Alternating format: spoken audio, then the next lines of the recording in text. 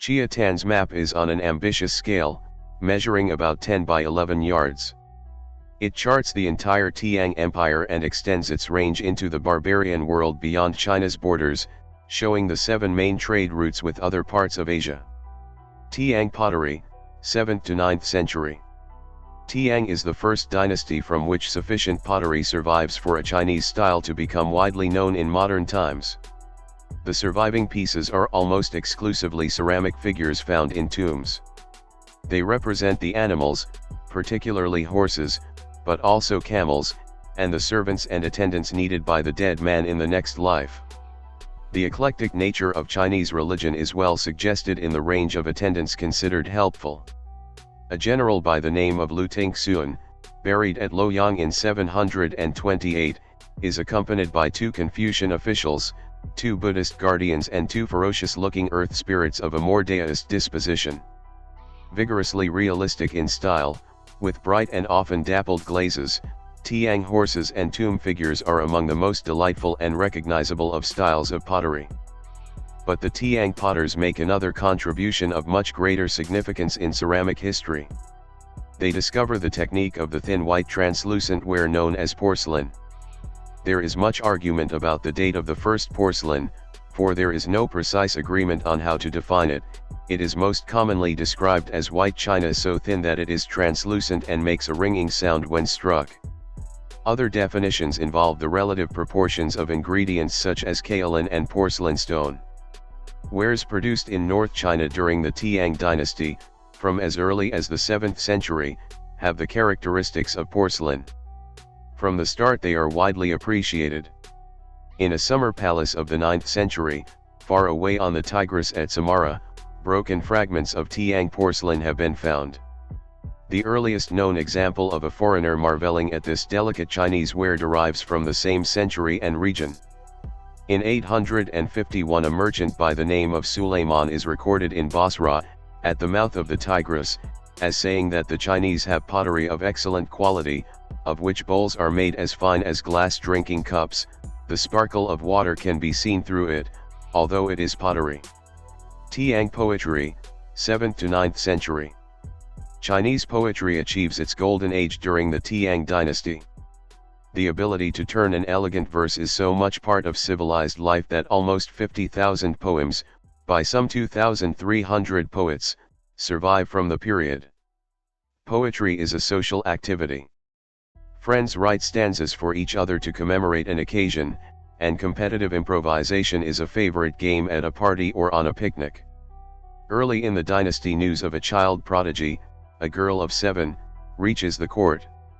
She is brought before the empress and is asked to improvise on the theme of bidding farewell to her brothers. The resulting poem, delivered in this alarming context, is brilliant, though no doubt polished in the telling. Chinese scholar officials, pleasantly torn between Confucianism and Daoism, write poetry when they are in their Daoist vein. Verses are composed when the official is on a journey with friends, or on holiday, or in temporary retirement in a thatched cottage in some delightful landscape. Most of the leading poets, though their inspiration lies among friends in the countryside, are also on the fringes of imperial court life. In this balance they echo to some extent the experience of Horace in imperial Rome. Like his short odes, the favorite Tiang form known as Lu-shan, regulated verse, is distinguished by its finely honed elegance. Wang Wei, Li Po, and Tu Fu, 8th century. The 3 greatest Tiang poets are exact contemporaries in the early 8th century. One of them, Wang Wei, begins his career with a brilliant success in the official examinations, but he rarely holds the high positions which this would normally imply. More important to him is his villa in the mountains south of the capital city, at Wangchiyuan. The beauty of the landscape inspires Wang Wei both as painter and poet. None of his paintings survive, but later Chinese landscapes reveal the closely related influence of the countryside in both art forms. A poet of the next dynasty writes of Wang Wei that there are pictures in his poems and poems in his pictures. The other 2 leading Tiang poets, Li Po and Tu Fu, are unsuccessful in the examinations. Instead they regularly present poems to the imperial court in the hope of finding preferment. Occasionally they are successful. But both men, for much of their lives, lead a nomadic existence, supporting themselves on small farms, or lodging in Daoist monasteries. Nevertheless, they are able to acquire great fame in their lifetime as poets, thanks to the extensive network of educated Chinese officialdom. In 744, when Li is 43 and Tu 32, their paths cross for the first time, and the two poets become firm friends. Friendship and Chinese poetry are closely linked. The first printed book, 868. The earliest known printed book is Chinese, from the end of the Tiang dynasty. Discovered in a cave at Dunhuang in 1899, it is a precisely dated document which brings the circumstances of its creation vividly to life.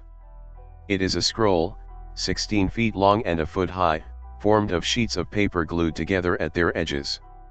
The text is that of the Diamond Sutra, and the first sheet in the scroll has an added distinction. It is the world's first printed illustration, depicting an enthroned Buddha surrounded by holy attendants. In a tradition later familiar in religious art of the West, a small figure kneels and prays in the foreground. He is presumably the donor who has paid for this holy book. The name of the donor, Wang Qi, is revealed in another device which later becomes traditional in early printed books in the West. The details of publication are given in a colophon, Greek for finishing stroke, at the end of the text. This reveals that the scroll is a work of Buddhist piety, combined with the filial obligations of good Confucian ideals, printed on May 11, 868 by Wang Qi, for free general distribution, in order in deep reverence to perpetuate the memory of his parents. The printing of Wang Qi's scroll is of a high standard, so it must have had many predecessors. But the lucky accident of the cave at Dunhuang has given his parents a memorial more lasting than he could have imagined possible. The Tiang in decline, 751 to 906.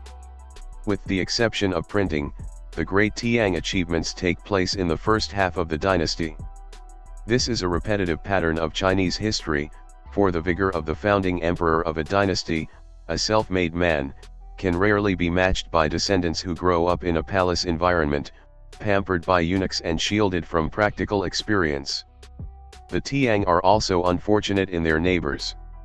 For the first time since communication with the West is established, during the Han dynasty, there is an expansionist new power beyond the Himalayas. The Arabs, with their Muslim faith, have the vitality traditionally considered in China to be characteristic of a new dynasty. The Arabs and the Chinese, 751 to 758. By the mid-8th century, with the Arabs firmly in control of Central Asia and the Chinese pressing further west than ever before, a clash is sooner or later inevitable. It comes, in 751, at the Talas River. The result is a shattering defeat for the Chinese. For the Arabs, an interesting fringe benefit of victory is the valuable secret of how to make paper. 7 years later, the Arabs again demonstrate their strength with an impertinent gesture at the opposite extreme of the Chinese Empire. Arriving in 758, along the trade route of the South China coast, they loot and burn Canton. The rebellion of An Lu-shan, 755. Between the two Arab incursions, the Tiang administration is gravely weakened by the rebellion of an army commander serving on the northwest frontier. In 755, An Lu-shan marches east and captures both the western and eastern capitals, at Xi'an and Luoyang. The emperor flees ignominiously. 2 years later, An Lu-shan is murdered by his own son. But the weakened condition of the empire is soon demonstrated again. In 763, the emperor is unable to prevent an invading Tibetan force from briefly capturing Xi'an. Eunuchs and warlords, Daoists and Buddhists. The Tiang dynasty never again recovers its former strength. The next century and a half is characterized by violent struggles between powerful groups. One such clash is between the eunuchs who run the imperial palace, and who are now increasingly given command over the palace armies, and the regional governors controlling troops in the provinces. Another clash is between Daoists and Buddhists. In recent centuries, the Buddhists have been the more favored of the Daoists, an older indigenous sect by now jealous of the foreign upstarts, seek to influence the emperors against their rivals.